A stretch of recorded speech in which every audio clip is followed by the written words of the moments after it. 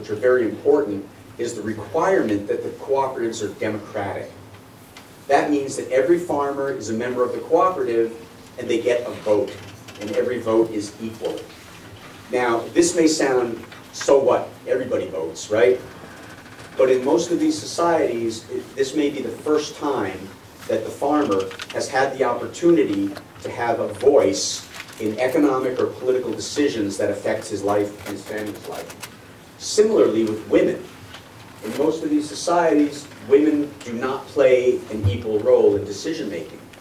But in the cooperatives, the women farmers have an equal voice, and the requirements of fair trade are that women are also represented on the boards of directors.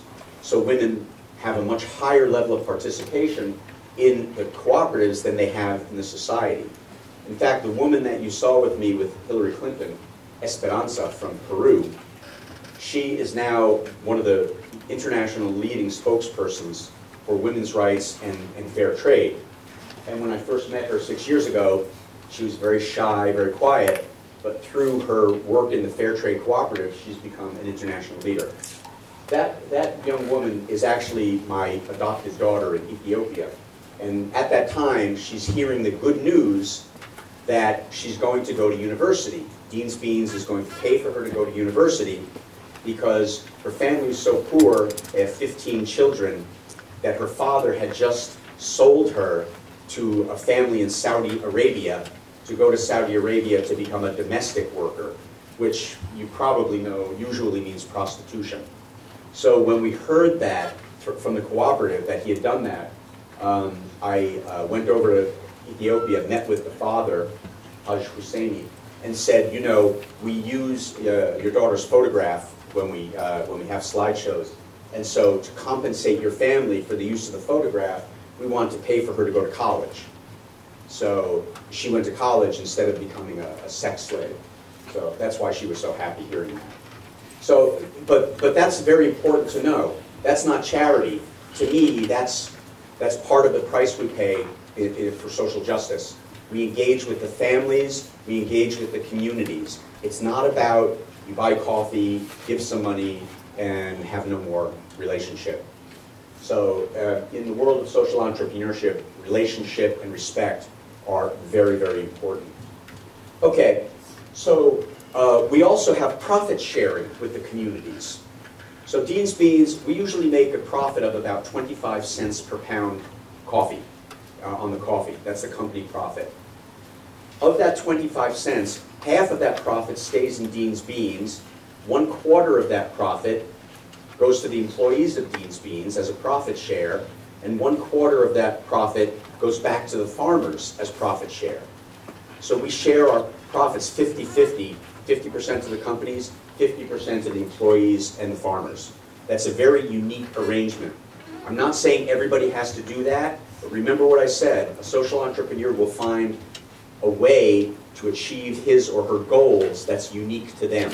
So this is my model, this is what I do, and it works well for us. So that's the economic side, okay?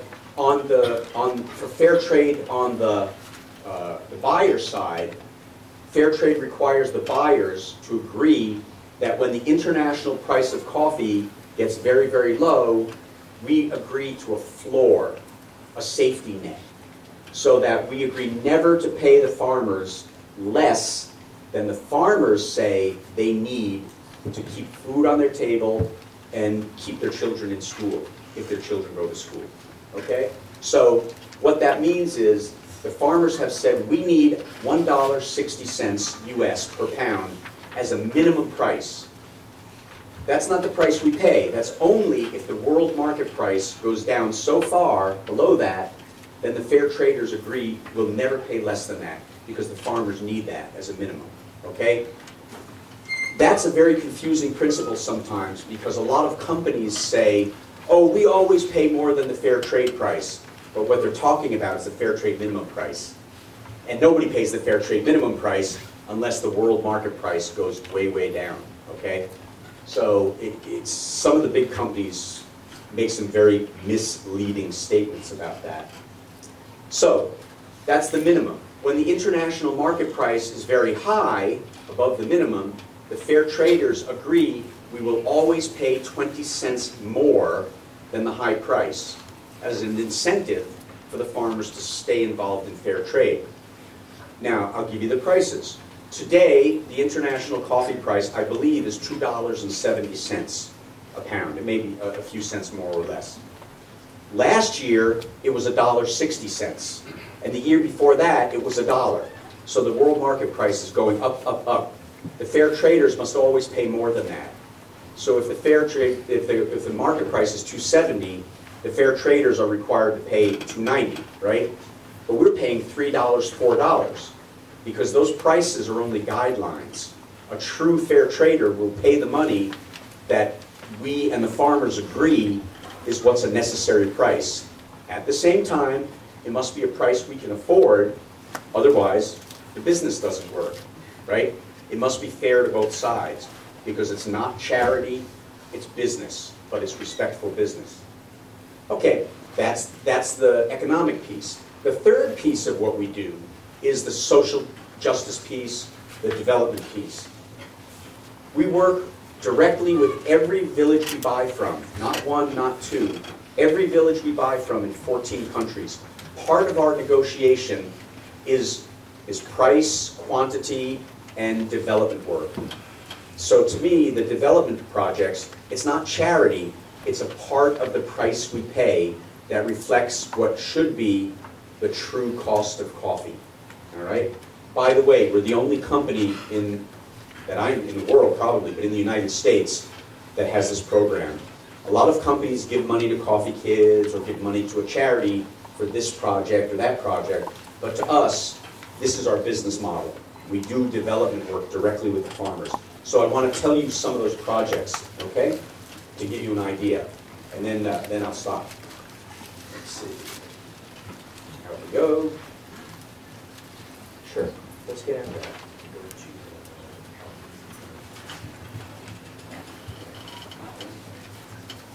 Clicker? Yeah. Clicker. Okay. You want to get that full screen? Yeah. Okay. Yes. Okay. We call it people-centered development. Why? Because most development, international development, is top-down.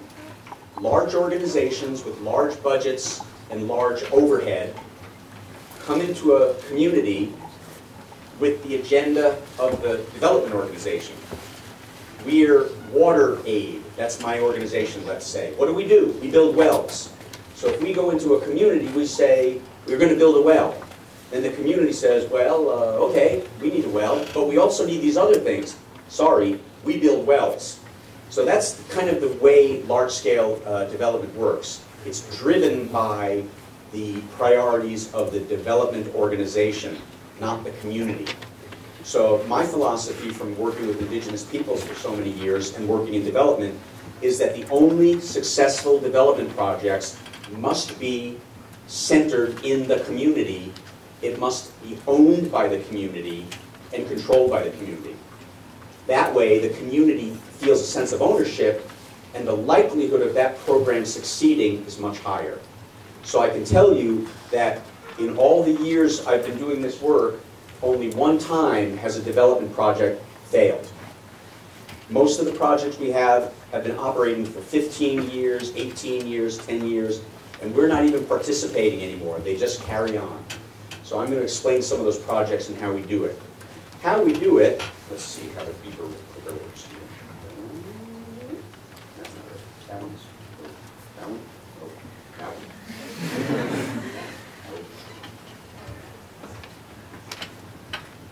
So as you can see, I'm not a technology guy. All right, how about that one?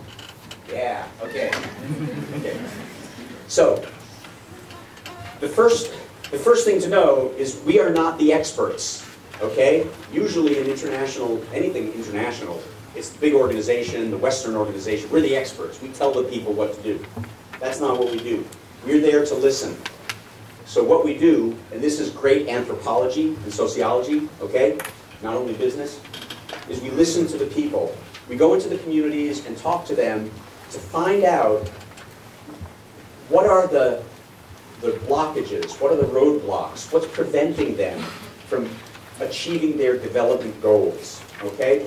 It's not, we don't say, what do you need? Okay? It's not that. It's a different way of asking questions. There are many kind of techniques for this in sociology and anthropology. Different ways of asking questions to get the information you need. So for example, in February I was in Guatemala and I met with a women's group in one of the co-ops. And so there were 2 reporters with me, women reporters. And the reporters said, okay, tell us what your problems are. And the women, the indigenous women, just sat there, didn't say anything. Well, are you having problems with the men? The women sat there and didn't say anything. So this went on for about 20 minutes, and the women said nothing.